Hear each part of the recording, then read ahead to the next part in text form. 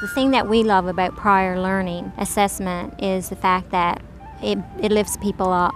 Well, people are like an iceberg, and that what you see above the surface is only 1/10 of what lies below the surface. And so prior learning assessment and recognition is digging, I guess, down beneath the surface and having a look at the other 9/10 of what makes us who we are. We deal with a lot of individuals in our communities who have little attachment to formal education or even formal employment situations. So it's not easy to build a resume. It's not easy to think that you have skills and abilities to offer. Education appears to be a huge barrier.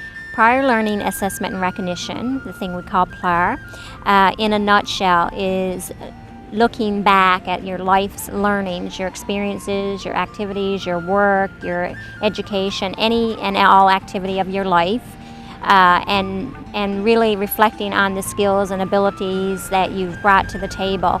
Anybody within our communities who is in a position where they want to move forward and not really sure where they want to go to and how they're going to get there can use prior learning assessment as a piece to reflect back on their lives and see where they've been, see what value, see the learning that they've gathered through their life experiences, because we've all learned. No matter what our life experiences are, it's all a learning.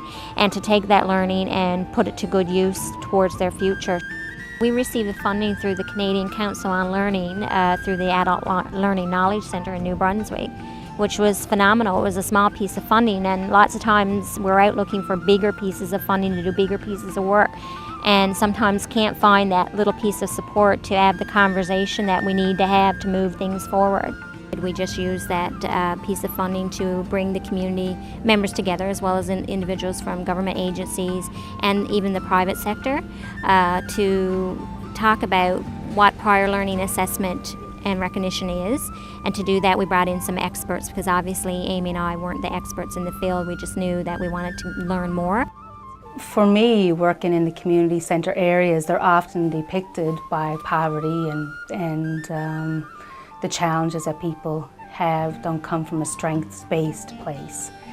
And that's what we saw that PLAR and the prior learning assessment process could do, to bring a strengths-based portfolio development program to people who are marginalised and often stigmatised. We will carry this message as long as people want to hear it, and as long as funding is available for participants to participate in it. Our initial hope, I guess, is to have 80 people in next year. So many times we deal with individuals who have been beaten down, and I've always had to focus for whatever reasons on the negative pieces of their lives, and to be able to pull out positive pieces and help people move forward to a better place is phenomenal. It's a gift to be able to work in that field.